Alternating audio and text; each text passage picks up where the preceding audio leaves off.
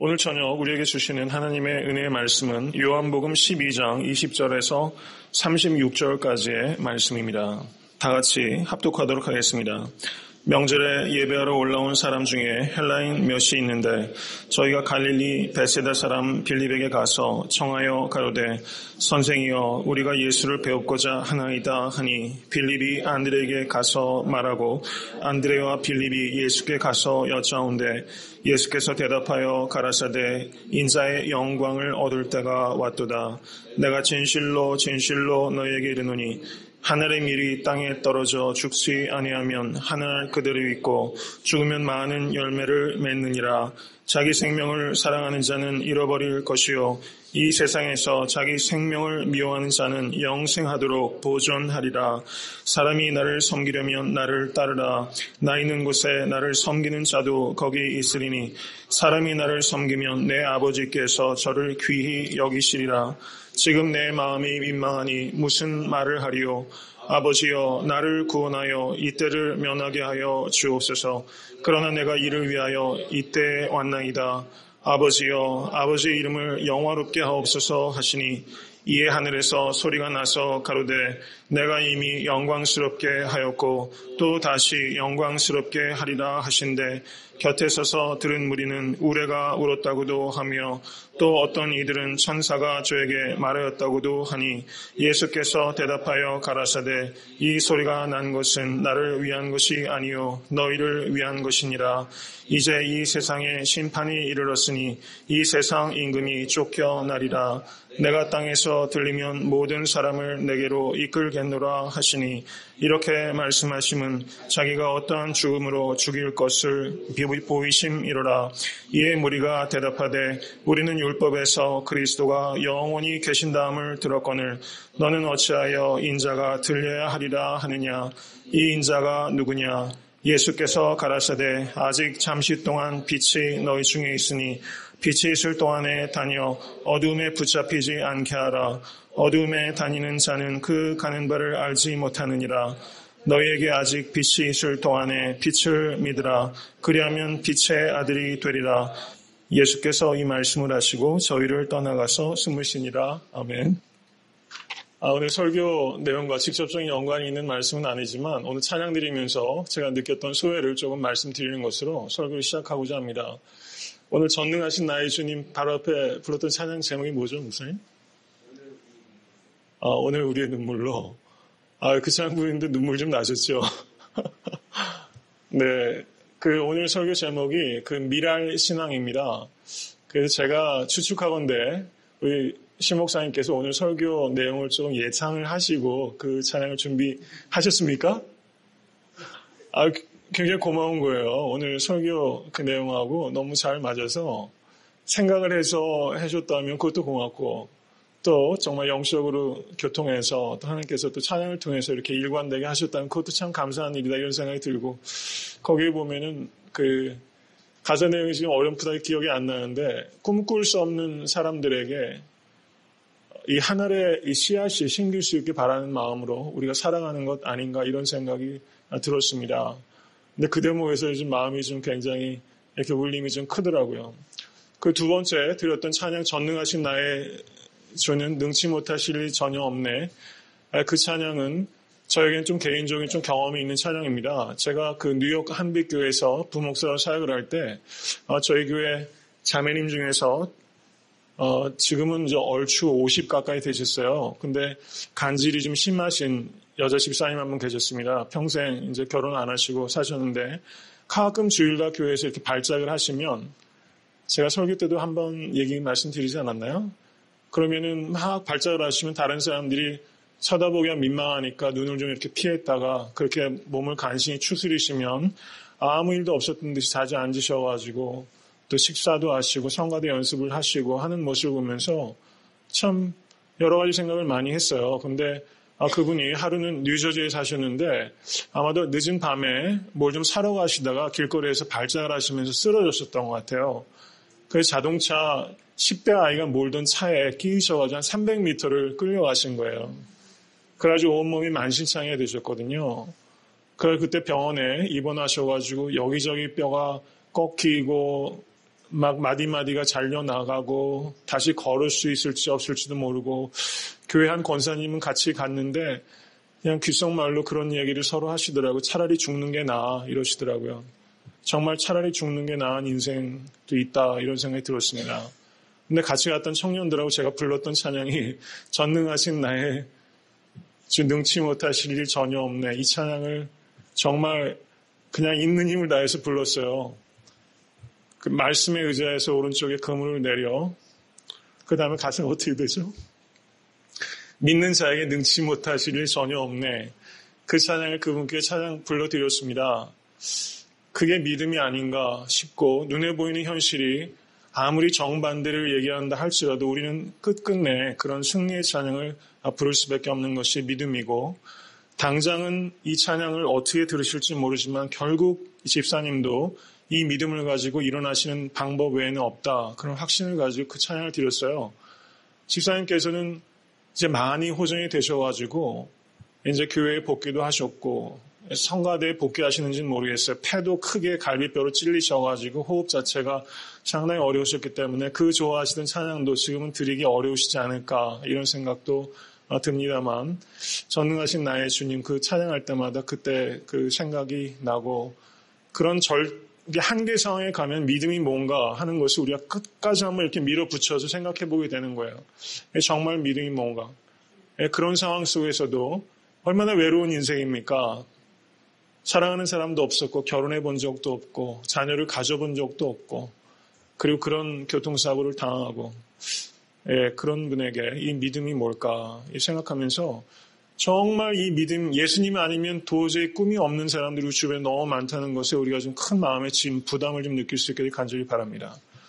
주변에 그런 분들이 의외로 많이 있어요. 그래서 오늘 그 한 알의 미랄이 썩어진다라는 말씀을 가지고 저희가 봤는데 정말 그런 분들을 위해서 우리가 좀 썩어줘야 되지 않나 이런 생각을 해보면서 오늘 말씀을 통해서 여러분과 제가 은혜 받을 수 있게 되길 간절히 소원합니다. 오늘 본문 말씀을 보시기 바랍니다.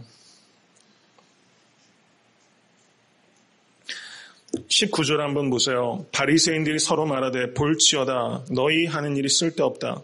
보라 온 세상이 저를 쫓는도다. 이렇게 말하고 있습니다.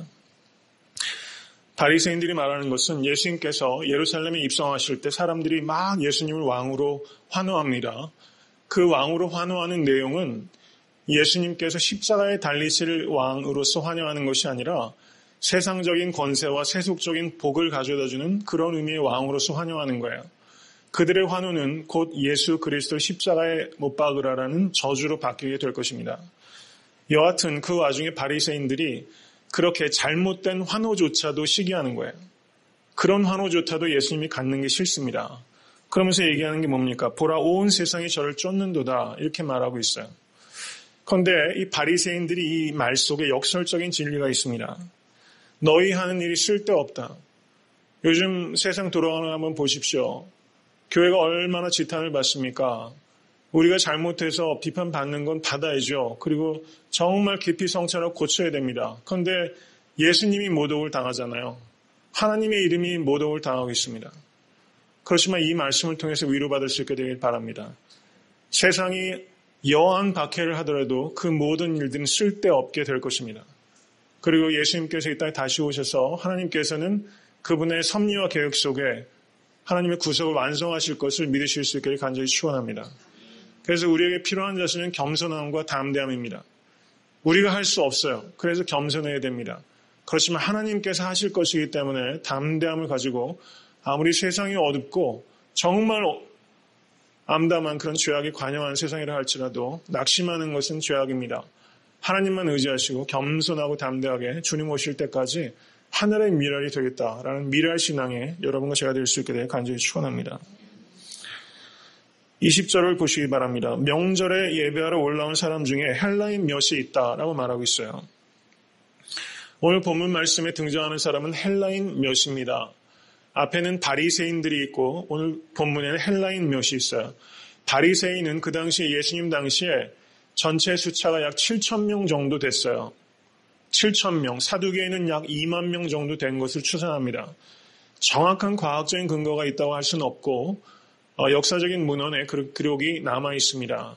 그걸 그대로 받아들이면 그렇다는 겁니다. 어쨌든 바리새인들이 약 7천 명밖에 안 됐다는 것은 유대인 중에 유대인이라는 겁니다. 그런데 그 다음에 오늘 본문 20절에 헬라인 몇이 비교가 되고 있어요. 바리새인 7천 명과 헬라인 몇. 이 대조, 이것을 통해서 우리는 무엇을 봐야 됩니까?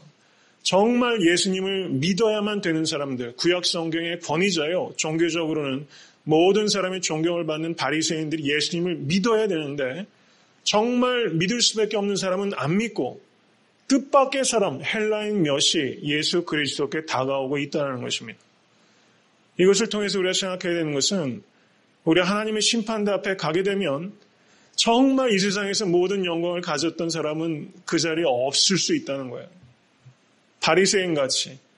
근데 헬라인 몇과 같은 사람이 하나님께 인정받고 여기에 보시면은 내 아버지께서 저를 귀히 여기시리라. 정말 귀히 여김을 받는 사람은 우리의 보는 관점과는 매우 다를 수 있다는 것을 우리가 두려워하고 또 감사할 수 있게 되길 간절히 바랍니다.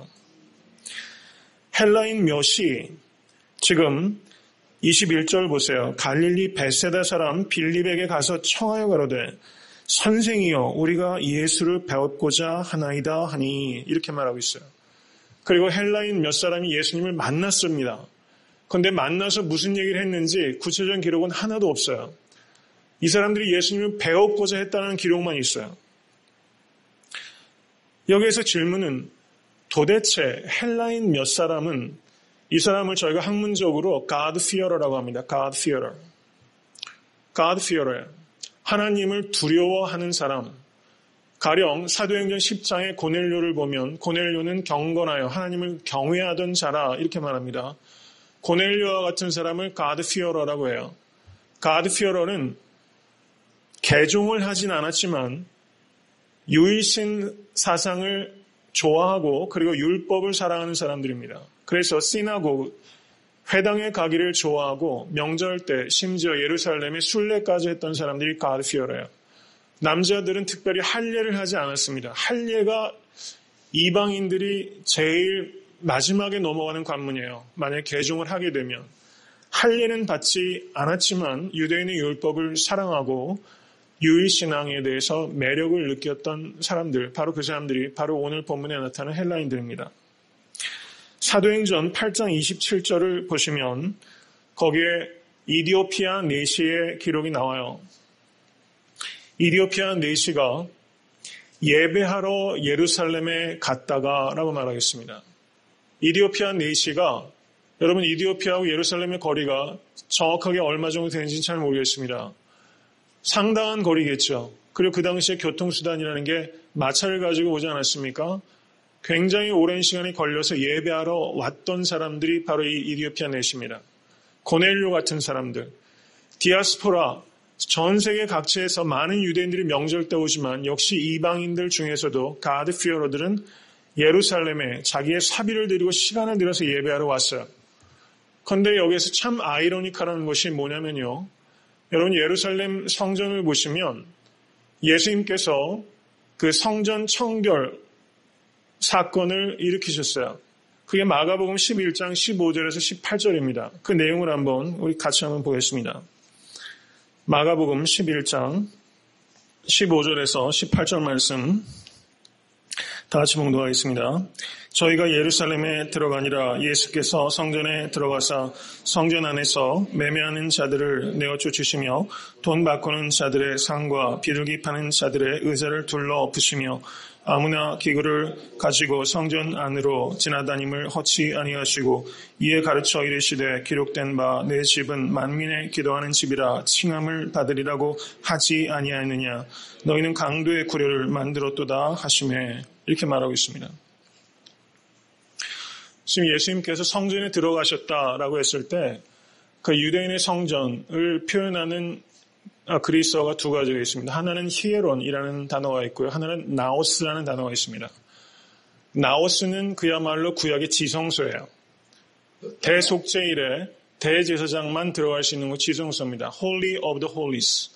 그런데 히에론이라고 번역되고 있는 단어가 오늘 예수님께서 들어가신 성전입니다. 이거를 우리말로 좀 더 풀어서 얘기하자면 성전 경내예요. 성전 경내. 그 예루살렘의 성전은 제일 바깥층에는 뭐가 있냐면요. 이방인들의 뜰이 있습니다. 제일 외곽 지역엔. 그러니까 거기에는 이방인들도 들어갈 수가 있어요. 그 안쪽에 여인의 뜰이 있습니다. 그리고 그 안쪽에 이스라엘 남자들만 들어갈 수 있는 데가 있어요. 그 다음에 제사장들의 뜰이 있습니다. 이렇게 겹겹이 구분되어 있는 것이 예루살렘 성전이었습니다. 그런데 이방인의 뜰까지 지금 예수님께서 그 환전상들을 내어 쫓으시고 그리고 동물을 팔면서 폭리를 취했던 사람을 뒤에 엎으신 장소는 이방인의 뜰입니다. 그러니까 이디오피아 넷이나 고넬료도 어디까지만 올 수 있어요? 이방인의 뜰까지만 올 수 있어요. 그런데 여인의 뜰로 들어가려고 하면 거기 편말이 있습니다. 거기에 제가 알기로는 히브리말, 라틴말, 그 다음에 아람어 등으로 쓰여 있는 편말이 있어요. 여기에 들어가는 이방인들은 죽인다는 겁니다. 그 로마가 전 세계를 통치하면서 예루살렘에게도 그 유대인들에게도 상당한 정도의 자치권을 주었는데 사형 언도, 집행할 수 있는 권리는 주지 않았어요. 예수님을 임의로 죽이지 못하지 않습니까? 근데 스데반은 죽였죠. 그것은 법은 있지만 그 법을 예외적으로 좀 적용하고 자의적으로 적용했거나 아니면 예수님께서 훨씬 눈에 띄는 존재였기 때문에 로마가 이미 다 알고 있는 존재였기 때문에 로마 법대로 따를 수밖에 없었던 사람이었고 스데반은 상대적으로 그냥 굉장히 퍼스널한, 프라이빗한 좀 가려진 사람이기 때문에 로마 법에 위배돼서 죽일 수 있었다. 이렇게 이해하면 되는 겁니다. 로마 법은 분명히 못 죽이게 돼 있어요. 그런데 예외적으로 유대인이 직결 처분을 할 수 있는 게 바로 이방인의 뜰에서 여인의 뜰에 들어가는 이방인들은 그냥 죽일 수 있는 겁니다. 지위 고하를 막론하고. 그러니까 여러분 한번 이디오피아 넷이라고 한번 생각을 해보세요. 하나님께 예배드리기 위해서 그 먼 곳에서 국고를 맡고 있는 재정장관이라고 할 수 있습니다. 재무장관이에요. 금쪽 같은 시간을 나서 예루살렘 예배하러 왔는데 정작 예배 드리는데 이방인의 뜰까지밖에 못 들어가는 겁니다. 예배를 드리러 왔는데 재물을 드릴 수가 없는 사람이 바로 이방인들이었다는 겁니다. 이 사람들이 지금 예루살렘 6월절에 와서 100만 명이나 모여든 적어도 100만 명이 모여든 유대인들 사이에서 이 이방인들이 곳곳에 섞여서 예배드리고 있어요.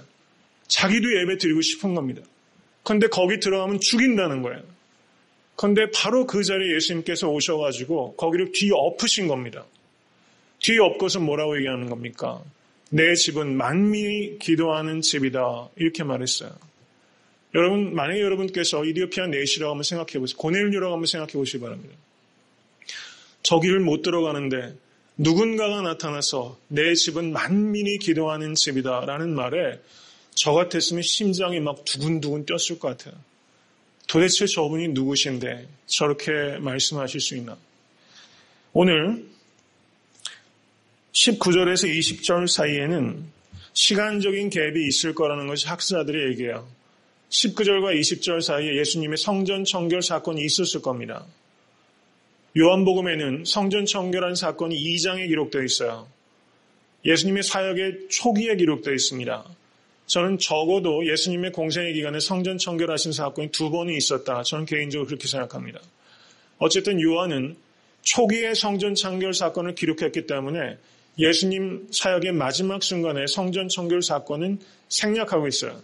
근데 실제 성전은 청결하신 겁니다.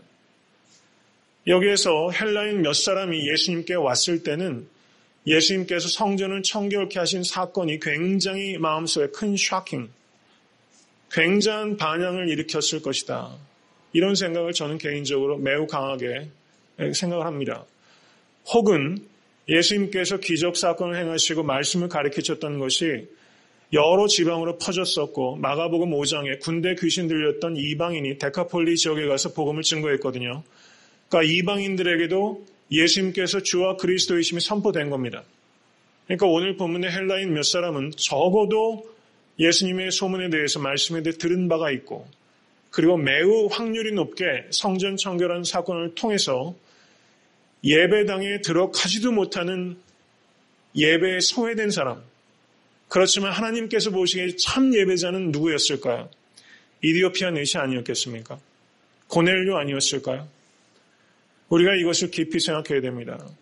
우리가 정말 경건의 모양을 가지고 하나님께 예배 드리고 있지만 사실상은 유대인처럼 성전에 마음껏 드나들지만 하나님의 마음에 이만큼도 감동을 일으키지 못하는 예배자일 수 있고, 이디오피아 넷이나 고넬료처럼 이방인의 뜰에서 장사치들하고 섞여서 그 왁자지껄한데 밖에는 허용이 안 되지만 그 누구보다도 하나님의 마음에 감동을 주는 예배자로 있는 사람이 있다는 겁니다. 여러분과 저는 이 질문 앞에 서야 돼요. 나는 어떤 예배자인가를 우리가 생각하실 수 있기를 간절히 축원합니다.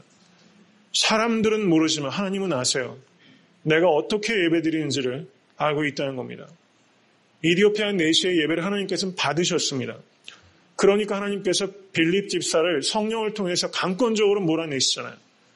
그래서 광야에서 마차를 타고 막 지나가는 사람과 빌립이 막 뛰어가가지고 만나지 않습니까? 여러분, 그거는 불과 한 5초, 10초 상관이에요. 그걸 놓치면 그냥 가는 겁니다. 성령께서는 그렇게 빌립을 몰아가셔서 예배당에 들어가지도 못한 그 예배자의 예배를 하나님께서 받으셨고, 그 예배자에게 빌립을 통해서 이사야서의 말씀을 통해서 예수님께서 주와 그리스도이신 것을 나타내시고 그를 세례받고 이디오피아로 돌아가게끔 하나님께서 하신다는 말씀이죠. 여러분, 정말 예배를 우리가 드리면서 이디오피아 내시가 마차를 타고 가다 빌립을 만난 것처럼 여러분 정말 그렇게 좀 기가 막히게 우리가 주님을 만날 수 있기를 간절히 소원합니다. 하나님의 계획이 섭리가 아니고선 설명이 안 되는 그런 역사를 우리가 체험할 수 있기를 간절히 소원합니다. 이렇게 헬라인 몇 사람이 예수님께 왔어요. 어떤 성경학자는 여기에서 보시기 바랍니다. 21절. 지금 빌립을 뭐라고 부릅니까? 선생이요. 얼마나 공손합니까? 여러분, 진리를 추구하는 사람에게는 이런 겸손함이 있어야 돼요. 예수님의 제자 빌립에게 선생이요. 이렇게 말하고 있습니다. 큐리에, sir 이렇게 번역하면 돼요. sir, 선생님. 우리가 예수를 배우고자 하나이다. 이렇게 말하고 있습니다. 여러분, 이 단순한 말, 이게 얼마나 중요한 말인지 모릅니다. 예수를 배워야 되는 것입니다. 오늘 예배를 통해서 예수님을 만날 수 있게 주님으로 간절히 축원합니다. 여기서 예수님을 뵙는다라는 말은 성경 원어로 호라오라는 단어인데 번역하자면 to see, 보다라는 뜻이에요. 예수님을 볼 수 있기를 원합니다. 한 성경학자는 이렇게 말했어요. The depth of their seeking. 이렇게 말했습니다. 그들이 추구하는 깊이가 바로 이 호라오라는 단어에 있다. 이렇게 말하고 있어요. 여러분, 예수님을 정말 뵙기를 원하십니까? 그런 마음으로 예배에 오실 수 있게 간절히 바랍니다. 우리가 적어도 일주일에 예배를, 주일 예배는 드리잖아요. 수요 예배도 드리고, 그죠? 성경 공부, 새벽 예배, 여러 예배가 있어요. 적어도 한 번, 많게는 여러 번 있어요. 여러분, 많이 드리다 보면 그 감동, 생경함을 지키기가 어렵습니다. 우리가 매 순간 예배 드릴 때 헬라인 몇이 예수 그리스도를 뵙기를 원했던 그 마음으로 여러분들께서 예배당에 오실 수 있게 되기를 간절히 축원합니다. 나를 간절히 찾는 자가 나를 만날 것이니라 주님께서 약속하셨습니다. 헬라인 몇 사람, 거기에 그 단어가 그 이렇게 someone 이렇게 번역되는 거예요. 몇 사람. 사도행전 11장 19절에서 20절을 한번 보시기 바랍니다. 다 같이 봉독하겠습니다. 때 스데반의 일로 일어난 환란을 인하여 흩어진 자들이 베니게와 구브로와 안디옥까지 이르러 도를 유대인에게만 전하는데 그 중에 구브로와 구레네 몇 사람이 안디옥에 이르러 헬라인에게도 말하여 주 예수를 전파하니 주의 손이 그들과 함께 하심에 수다한 사람이 믿고 주께 돌아오더라. 아멘. 구브로와 구레네 몇 사람이죠. 몇 사람입니다. 이름도 없어요. nameless, invisible, insignificant. 전혀 안 보이는 사람이에요. 중요하지 않은 사람입니다. 세상으로 볼 때는 분명히 그런 사람이에요. 그런데 여러분, 고넬료의 기록이 나온 게 사도행전 몇 장입니까? 10장입니다. 고넬료는 베드로가 전도하고 싶어서 전도한 게 아니에요. 하나님께서 환상을 보이셔가지고 억지로 강권하셨어요. 자의적으로, 자발적으로 이방인 선교가 처음 일어난 장면이 바로 오늘 사도행전 11장 19절에서 20절 말씀이에요. 자발적인 최초의 이방인 선교사는 몇 사람, 이름도 남겨져 있지 않은 몇 사람이에요. 여러분, 이 말씀이 정말 감동이 되어야 되는 겁니다. 역사적인 순간이에요. 하나님께서는 헬라인 몇 사람, 구브로와 구레네 몇 사람, 이 사람을 통해서 하나님의 구속을 이루어 가신다는 것을 믿으실 수 있게 간절히 축원합니다. 몇 사람은 정말 세상에서 볼 때는 약해요. 근데 하나님 보시기에는 그렇지 않다는 겁니다. 이게 하나님의 방식입니다. 여러분, 이 자리에 우리가 몇 병이 계세요? 몇 사람이라고 좋게 할 만한 숫자가 전 있다고 생각해요. 우리가 숫자의 유혹에 대항할 수 있게 되길 바랍니다. 숫자가 나쁘다는 게 아니라 숫자를 의지하면 안 돼요. 우리는 오직 예수 그리스도만 의지하는 것입니다. 그렇게 되면 하나님께서 놀라운 일을 행할 수 있는 것을 믿으실 수 있기를 간절히 축원합니다. 그 사람을 뭐라고 그러냐면 결정적 소수라고 그래요. vital few라고 합니다. 이 단어를 기억하시기 바랍니다. 결정적 소수. 하나님은 역사를 큰 무리를 통해서 이루시지 않아요. 하나님은 어제나 오늘이나 동일한 방법으로 일하십니다. 그런데 우리가 왜 이렇게 큰 무리를 못 모아서 안달해요? 한국교회가 큰 무리가 없어서 지금 어려움을 겪습니까? 하나님께서 도와주실 것입니다. 이제 큰 무리를 의지하지 않고 제자를 의지하는 10,000명의 무리를 키워내는 교회가 아니라 100명의 제자를 키워내는 교회. 우리가 그쪽으로 방향을 틀 때 하나님께서 한국교회를 다시 한번 크게 들어 쓰실 겁니다. Vital few, 결정적 소수, 결정적이고 창조적인 소수. 저 애타한테 섬기는 교회가 그런 교회가 될 수 있게 간절히 축원합니다. 광야에서 예수님께 오병이어로 먹었던 사람이 남자는 5,000명이야. 아이들까지 다 합하면 15,000명에서 20,000명이야. 우리 교회 15,000명에서 20,000명 오면요. 어이구, 대형교회죠. 그런 목회적인 성공이 어디 있겠어요. 그런데 주님은 그게 성공이 아니라는 거예요. 주님은 도망가시잖아요. 억지로 예수님을 잡아서 왕 세우려고 했을 때 제자들 보내시고 홀로 산으로 올라가셔서 기도하셨어요. 외형적으로 볼 때는 광야에서 대박이 난 겁니다. 대형교회가 된 거예요. 그런데 주님께서는 그 자리를 떠나시잖아요. 그들에게 의탁하지 않으시는 겁니다. 주님은 누구에게 의탁하세요? 제자들에게 의탁하세요. 그 제자들을 부르시기 위해서 주님이 철야기도를 하시는 장면이 한 번 나타나는데 사람을 뽑을 때 철야기도를 하시더라고요. 누가복음에서 제자들을 부르실 때 그때 철야기도 하셨어요. 사람이 되어야 됩니다. 제자가 되어야 됩니다. 그렇지 않으면 소망이 없습니다. 우리는 이 시행착오를 무수히 겪어왔어요. 근데 앞으로 또 그렇게 하면 안 됩니다. 적어도 우리 교회는 그렇게 안 하겠다. 이거를 각오할 수 있기를 간절히 축원합니다. 광야에서 정말 주님을 따른 제자, 그들이 교회인 것입니다. 그런데 이 사람들이 지금 헬라인들 몇 사람이 와서 21절을 보세요. 갈릴리 베세다 사람 빌립에게 갔어요. 12명의 제자가 있는데 왜 하필 빌립일까? 좀 궁금하시지 않습니까? 빌립에게 갔어요. 예수님께서 시몬에게 게바, 페트러스, 그리스식 이름을 지어주셨습니다. 시몬은 히브리식 이름이에요. 12명의 제자 중에서 그리스식 이름을 가지고 있던 사람은 이 앤드류와 빌립 두 사람이었을 것이다. 학자들은 그렇게 얘기합니다. 많이 헬라화가 되어 있는 사람이에요. 헬라 문명에 익숙하고 아마 그릭 스피킹, 그릭을 할 수 있는 사람이 바로 이 빌립과 안드류였을 것이다. 이렇게 이해를 합니다. 상당히 근거가 있다고 생각이 돼요. 그래서 갈릴리 베세다 사람이라고 말하는데 갈릴리 베세다는 항구이기 때문에 다른 이방 민족과 젠타일과 무역 교류가 많아요. 외국 사람들과 접촉이 많습니다. 그러니까 헬라 말에도 익숙할 것이다. 헬라 문화에도 익숙할 것이다. 그래서 헬라인 몇 사람이 다른 사람에게 어프로치하는 것보다 빌립에게 다가서는 것이 훨씬 편안한 겁니다. 그래서 빌립한테 다가선 거예요. 이것을 통해서 우리가 생각해야 되는 것은 전도할 때 접촉점, 커먼 그라운드가 있어야 된다는 겁니다. 우리가 관계를 중심으로 전도를 해야 되는데 우리가 복음을 증거할 때 상대방과 나가 커먼 그라운드 하나도 없으면 전도가 성공적으로 될 수가 없어요. 그런 전도는 없습니다. 커먼 그라운드가 있어야 돼요. 그래서 내가 다른 사람이 접근하기에 쉬운 그런 사람이 되어야 되는 것이 우리의 의무가 아닌가 이런 생각이 됩니다. 저는 여기에서 조금 발전시켜 생각을 하자면 저희가 이제 저희 교회도 선교 중심적인 교회로 세워가길 원합니다. 그러면 남미가 됐던 중국이 됐던 우리가 기도하는 가운데 교회 재직들과 상의해서 선교지를 정해서 집중적으로 하게 되지 않겠어요? 그러면 언어를 우리가 준비하는 게 되게 중요하다. 이렇게 적용할 수 있다고 생각해요. 언어를 잘 준비하고 여기 그릭 스피킹인 필립을 통해서 헬라인 몇 사람이 다가왔던 것처럼 우리들도 이 랭귀지를 준비하고 또 여러 가지를 준비할 수 있지 않습니까? 의료 선교를 준비하고 교회 학교를 준비하고 이렇게 해서 우리 그 니드를 만족시켜 줄 수 있는 접촉점 이걸 만드는 것이 전도의 가장 중요한 것이다.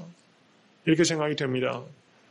성도 여러분, 다른 사람들이 나에게 접근하기가 용이한 사람인가 아니면 내가 너무 구별되어서 혹시 바리새인처럼 접근하기가 좀 어려운 사람 아닌가.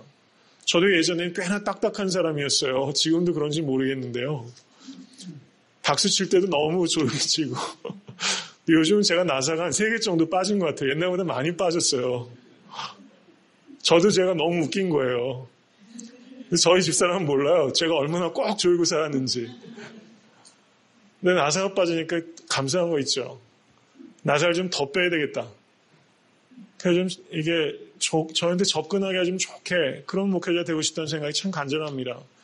성도님들께서 어느 곳에 가시든지 저분한테는 문제가 해결이 안 되더라도 그래도 좀 얘기를 해도 좀 해보고 싶은 사람이 있잖아요. 그런 사람이 되어야 됩니다. 빌립 같은 사람. 빌립이 문제 해결했습니까? 안드레한테 쪼르르 가잖아요. 안드레 보고 도와달라는 거 아닙니까? 안드레하고 필립은 요한복음 1장을 보면 안드레가 부름받고 베드로가 부름받고 빌립이 부름받아요. 안드레하고 빌립이 오병이의 기적 때도 빌립은 우리가 가진 것이 이것밖에 없는다고 주님께 우리 못한다고 했던 게 빌립이고 가진 게 오병이입니다 했던 게 안드레예요. 빌립과 안드레가 연이어 나타나죠. 빌립과 안드레는 매우 가까운 친밀감을 가지고 있던 존재였을 것이다. 이렇게 생각할 수 있다는 겁니다. 그러니까 빌립이 또 안드레한테 가지 않습니까? 그러자 그 다음 보세요. 22절 보시기 바랍니다. 안드레와 빌립이 예수께 가서 여짜온데 두 사람이 같이 가죠. 성경에 안드레에 대한 기록은 많지 않아요. 그런데 안드레가 갖고 있는 장점을 보면 저는 오늘 말씀 묵상하면서 그런 생각이 들더라고요. 안드레 선교회, 저희 교회에서 선교회 이름을 지금 안드레 선교회다. 저 그 생각을 정했습니다. 안드레가 예수님 만나자마자 베드로한테 가잖아요. 내가 그리스도를 만났다. 가서 얘기를 하고 오병이요 가지고 와서 예수님께 갖다 드리잖아요.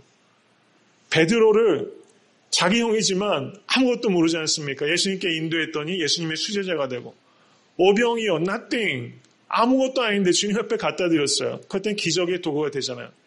이 안드레는 중개의 귀재 정말 중간 역할을 너무 잘하는 그런 존재예요. 요즘 세상에 얼마나 다툼이 많습니까? 세대 간의 갈등, 지역 간의 갈등, 문화적인 충돌, 인종 간의 충돌 너무 많죠. 이 중개자 안드레 같은 사람이 참 필요한 시대다 이런 생각이 듭니다. 이런 역할을 하실 수 있는 여러분 될 수 있게 되길 주님의 이름으로 축원합니다. 예수님께서 23절 보시기 바랍니다. 직접적으로 헬라인과 이야기하는 대목은 없어요. 그런데 예수님께서 그 헬라인들의 질문에 대해서 답하셨습니다. 21절에 예수를 배웁고자 한다 이렇게 말했죠. 그런데 예수님을 어디에서 봅니까? 예수 그리스도의 십자가를 통해서 예수님을 그들은 보게 될 거예요. 예수님이 십자가를 빼면 예수님을 못 보는 겁니다. 그래서 예수님께서 대답하셨어요. 대답하여 가라사대라고 말합니다. 질문은 어디 있어요? 없어요. 그런데 예수님께서 대답하셨어요. 그럼 뭐라고 말합니까? 인자의 영광을 얻을 때가 왔도다. 아멘. 여러분 예수님께서 요한복음 전체를 보시면 아직 때가 이르지 못했다는 얘기를 계속 반복하세요. 오늘 이 본문에서 처음으로 때가 됐다고 말씀하셨어요. 계시 아닙니까? 누구한테 줍니까? 헬라인 몇 사람에게 때가 됐다는 말을 처음 얘기하신 거예요. 감격적이지 않습니까? 그런데 영광의 때란 곧 뭘 얘기하는 것입니까? 십자가를 지는 때가 곧 영광의 때라는 거예요. 십자가를 피하는 것이 그리스도인에게 영광이 아니라는 겁니다. 십자가를 지는 것이 영광이라는 것을 깊이 생각하실 수 있게 간절히 축원합니다. 제자들이 사내들인 공회에 잡혀가서 모진 고문을 받고 나올 때 그들이 어떻습니까? 핍박받는 것을 인해서 하나님 앞에 기뻐하고 감사했다라고 말하지 않습니까? 십자가를 지는, 그것도 선택적으로 지는, 구레네 시몬같이 십자가는 억지로 져도 복이 돼요. 믿으십니까? 십자가는 억지로 져도 복이 돼요. 아우 너무 힘들어 죽겠다 하면서도 주님께서 지어주신 거라 생각하고 억지로 져도 구레네 시몬, 알렉산더 루포의 어머니, 구레네 시몬의 아내를 사도 바울이 어머니라고 합니다. 로마서 16장을 보면 알렉산더와 루포는 초대교회의 리더가 됐어요. 억지로 지는 십자가도 그렇게 복이 되는데 선택적으로 지는 십자가는 얼마나 복이 되겠고 기쁨이 되겠습니까? 선택적으로 지실 수 있기를 바랍니다. 십자가가 영광이다. No cross, no crown. 십자가가 없는 크라운은 없어요. 그건 환상입니다. 그리고 24절 보시기 바랍니다. 다 같이 한번 읽겠습니다. 내가 진실로 너에게 이르노니 하늘의 밀이 땅에 떨어져 죽지 아니하면 하늘 그대로 있고 죽으면 많은 열매를 맺느니라. 아멘. 정말 아멘입니까? 너무 아름다운 말이죠. 그냥 아름다운 말에 그치고 있지는 않습니까? 제 스스로에게 한번 하는 말이에요. 이게 얼마나 아름다운 시적인 언어인가. 이게 현실적이에요? 신기루 같은 얘기 아닙니까? 우리가 이렇게 못하는데 실제 못하고 있어요. 교회가 이렇게 하고 있습니까? 하늘에 썩어지는 미랄이 되겠다고 그 길을 고집스럽게 걸어가는 목회자 보기가 얼마나 어려운 시대입니까? 이런 성도 보기가 얼마나 어려운 시대입니까? 하늘의 미랄, 하늘이라는 것은 위태롭습니다. 하늘이라는 것은 절박합니다. 외롭습니다. 겨자씨 하늘 아닙니까? 하늘이라는 걸 유독 강조하고 있어요. 근데 그 겨자씨 하늘이 어떻게 됩니까? 공중의 새가 깃들 만큼 크게 자란다 라고 예수님 말씀하셨어요. 이게 하나님의 나라의 방법이라는 것을 믿으실 수 있게 간절히 축원합니다. 하늘은 곧 나예요. 이 하늘을 다른 사람에게 적용하면 이건 완전히 잘못된 겁니다. 내가 하늘의 미랄이 되겠다는 각오를 하실 수 있게 간절히 축원합니다. 그럼 많은 열매를 맺습니다. 우리 교회에서 한번 생각해 보세요. 내가 애타한테 섬기는 교회의 부흥 위해서 썩어져가는 하늘의 미랄이 되겠다는 목사들이 나오고 그런 성도들이 12명만 있다. 저는 더 많이 나올 것 같아요. 만약에 12명만 있다. 그럼 애타한테 섬기는 교회가 어떻게 될까? 여러분, 존 웨슬레가 오직 하나님을 바라보는 사람 100명만 다오. 내가 영국을 바꾸겠다. 이렇게 말했어요. 정말 저는 그렇다 믿습니다. 존 낙스는 기도하는 한 사람이 기도하지 않는 한 민족보다 강하다고 얘기했습니다. 과정법일까요? 정말 내가 하늘의 미랄이 되겠다는 이걸 지식으로서가 아니라 내가 이렇게 실천하겠다는 결단을 우리가 할 수 있다면 분명히 하나님께서는 큰 부흥의 역사를 나를 통해서 애타한테 섬기는 교회를 통해서 하실 것입니다. 이것을 믿으실 수 있게 간절히 바랍니다. 끝에 죽으면 많은 열매를 맺느니라 이렇게 말했어요. 신앙생활은 뭡니까? 죽는 거예요. 지난 주일 설교로 제가 뭐라고 말했습니까? To love is to die. 사랑은 죽는 거예요. 그래서 예수님께서 죽으신 겁니다. 신앙생활은 한마디로 말하면 와서 죽으라는 거예요. 이거를 선포하는 강당이 되어야 됩니다. 앤 셜리반이라는 사람 혹시 아시죠? 헬렌 켈러는 다 아시고 앤 셜리반 잘 아시죠? 너무 잘 아시는 스토리이기 때문에 내가 간단히 요약해서 몇 가지만 말씀드리겠습니다. 헬렌 켈러의 스승인 앤 셜리반과 헬렌 켈러가 실제 나이는 13살밖에 차이가 안 납니다.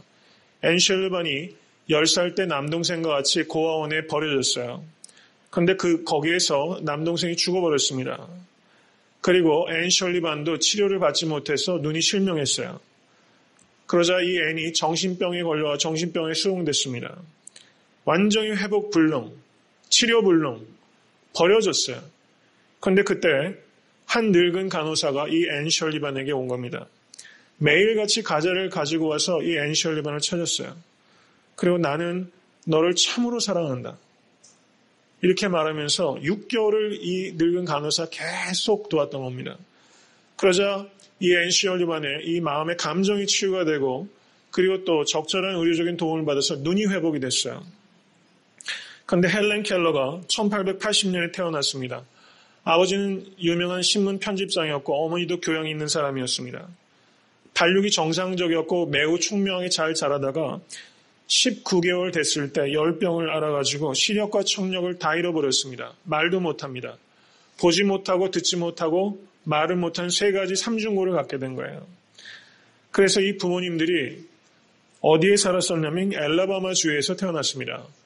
동부까지 가서 그레엄 벨이라는 그 유명한 과학자 있죠. 전화기를 발명한 사람, 그 사람에게 찾아갑니다. 그레엄 벨은 청력 연구에도 조예가 깊었대요. 그래서 그레엄 벨이 헬렌 켈러의 부모에게 보스턴에 있는 퍼킨스라는 맹인 학교를 추천해 줍니다.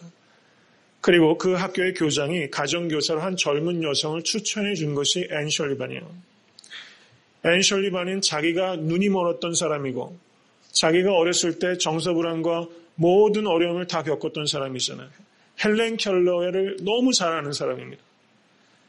20살의 어린 처녀가 7살에 부모조차 완전히 손을 끄는 난폭한 아이를 가르치기 시작합니다.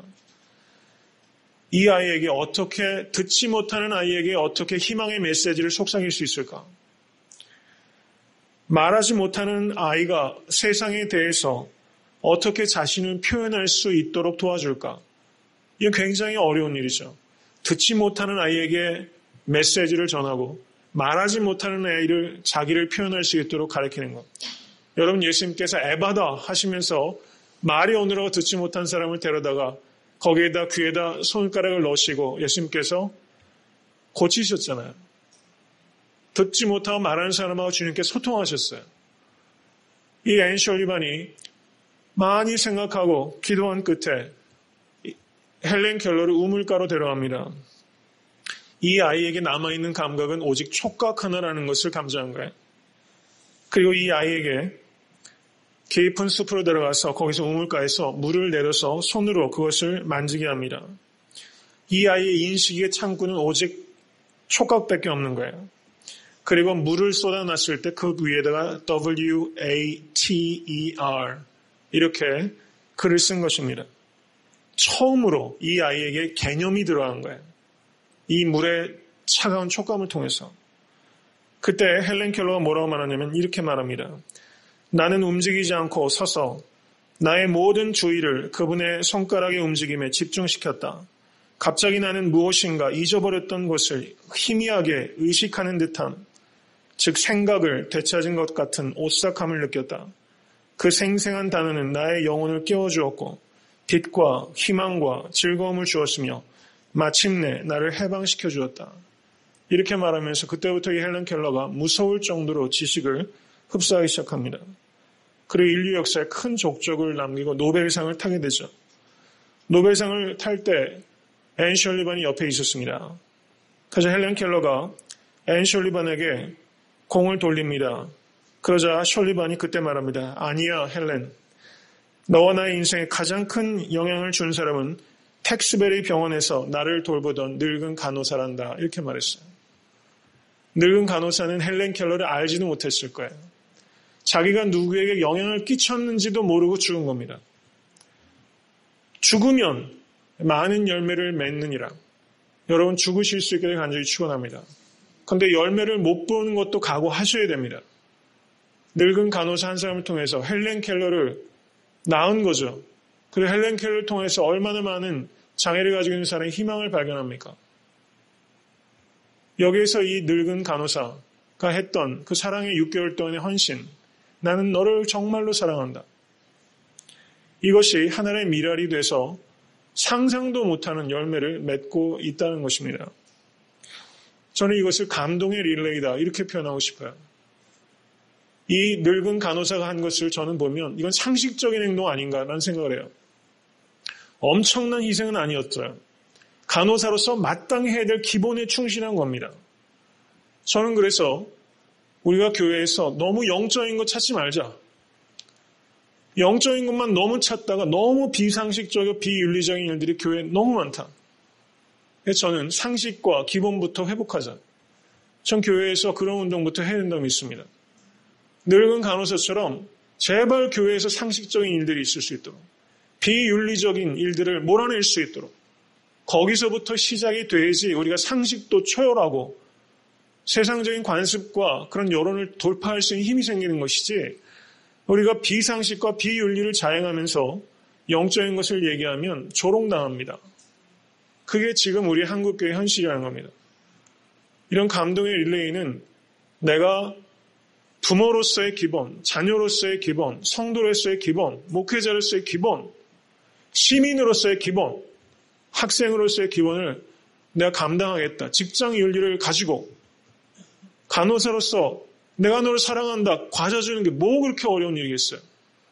그렇게 했더니 이런 일이 벌어진다는 것이죠. 우리가 하늘에 썩어지는 미래가 된다는 것을 너무 비장하게 생각하지 맙시다. 너무 비장하게 생각하니까 이게 너무 현실과 괴리되는 거예요. 기본에 충실하자. 상식에 충실하자. 작은 배려부터 실천하자. 용납하자. 저는 용서하자라고 말을 안 하겠습니다. 용납하자. 제 자신에게 먼저 하는 말입니다. 용납하고, 그럼 거기에서부터 이것이 많은 열매를 맺게 될 것을 보실 것입니다. 뒤를 넘어가 보시기 바랍니다. 26절. 사람이 나를 섬기려면 나를 따르라. 나 있는 곳에 나를 섬기는 자도 거기 있으리니. 믿으십니까? 우리에게 주시는 최고의 축복은 주님 계신 곳에 우리가 있는 거예요. 주님의 임재가 최고의 축복입니다. 믿으십니까? 그리고 두 번째 축복은 뭡니까? 사람이 나를 섬기면 내 아버지께서 저를 귀히 여기시리라. 하나님께서 안어를 주세요. 여러분, 이거면 족한 겁니다. 하나님께서 안어를 주세요. 예수 그리스도의 십자가를 통해서 영광 받으신 하나님께서, 사랑하는 성도님들께서 희생적인 사랑으로 실천하시면 세상의 영광은 혹시 못 받을지라도 하나님께서는 안어 하신다고 약속하셨습니다. 주님께서 그 다음에 기도하세요. 그렇지만 이 십자가의 길은 주님께도 벅찬 길입니다. 지금 내 마음이 민망하니 무슨 말을 하리요? 이렇게 말하고 있어요. 예수님의 humanity, 예수님의 인성의역이 절정에 달합니다. 그런데 무슨 말을 하리요? 이것을 What shall I choose? 이렇게 말하고 있지 않아요. 내가 십자가를 질 것이냐 안 질 것이냐를 선택하는 게 아닙니다. What shall I say? 내가 무슨 말을 하리요? 여기서는 주님께서 선택의 고민이 아니라 십자가의 길을 가기로 결정을 했고 그렇게 걸어갈 것인데, 그 앞에서 고뇌하는 모습을 정직하게 드러내는 것이지 선택을 지금 고뇌하고 있는 것이 아니라는 겁니다. 그리고 뭐라고 말합니까? 정직하게 기도하세요. 아버지여, 나를 구원하여 이때를 면하게 하옵소서. 인간적인 열망입니다. 그런데 진정한 열망은 어디 있습니까? 그러나 내가 이를 위하여 이때에 왔나이다. 아버지여, 아버지의 이름을 영광스럽게 하옵소서. 이렇게 말했습니다. 기도의 알파와 오메가는 이겁니다. 28절, 아버지여, 아버지의 이름을 영광스럽게 하옵소서. 이게 기도의 초점이요, 성도의 인생의 초점입니다. 예수님께서 주기도문을 가르치실 때 뭐라고 가르치십니까? 하늘에 계신 우리 아버지여, 이름이 거룩히 여김을 받으시오며. 그 주기도문을 주님께서 여기 하고 계신 거예요. 이게 기도의 처음과 끝입니다. 우리가 드리는 모든 간구는 다 수단적이에요. 목적은 오직 하나, 하나님의 이름의 영광을 위한 것입니다. 이에 하늘에서 소리가 나요. 여러분, 최고로 능력 있는 기도는 하나님을 내 뜻에 굴복시키는 기도가 아니라 하나님의 뜻에 나를 굴복시키는 기도입니다. 이런 기도가 되면 그때 우리는 하늘에서 소리를 들어요. 성경을 읽다가 우리가 소리를 듣고 예외적인 경우로 하나님으로부터 직접 귀로 들을 수 있는 음성도 듣기도 해요. 여기서 중요한 것은 예수님 공생에 하나님의 소리를 직접 들은 사건은 3번밖에 없었어요. 예수님께서 베프티즘, 세례 받으실 때 변화선에서 하나님의 음성 듣습니다. 그리고 오늘 본문에서 3번 들었어요. 성경상으로는 주님께서 하나님의 음성을 들을 수 있는 음성으로는 3번 들었어요. 저는 그래서 영적 지도자들이 지나칠 정도로 무슨 일이든 하나님의 음성을 귀로 들었다고 얘기하는 것에 좀 불편해요.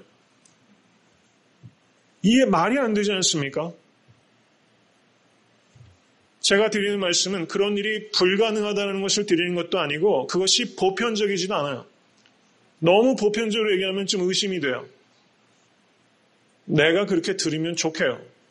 더 중요한 것은요. 하나님으로부터 슈퍼내추럴한 보이스가 있습니다. 하나님께는 지금도 그렇게 특별한 경우를 부르세요. 그런데 내가 평소에 주의 말씀을 들으면서 매일 졸기만 하고 written word, 하나님께서 주신 이 말씀을 통해서 하나님의 음성을 전혀 듣지 못하면서 슈퍼내추럴한 보이스만 내가 구하고 있다면 그 보이스는 옳지 않은 거야. 그건 구하면 건강하지 못합니다.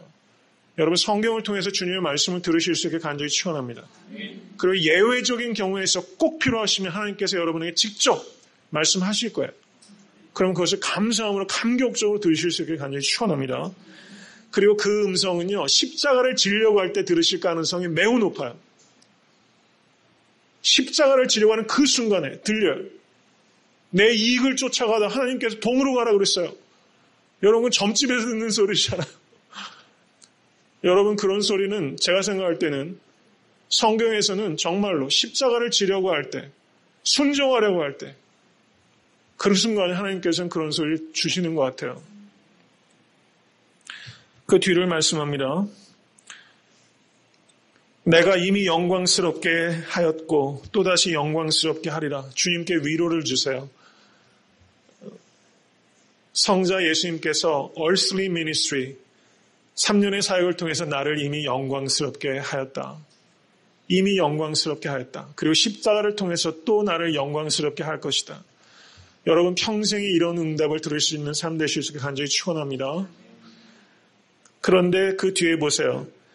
이 audible voice, 소리를 직접 들었는데 사람들은 옆에서 뭐라고 말해요? 천둥 소리라고 그래요. 기껏해야 천사 소리라고 그래요. 들을 수 있는 귀가 없으면 들려도 못 듣는 겁니다.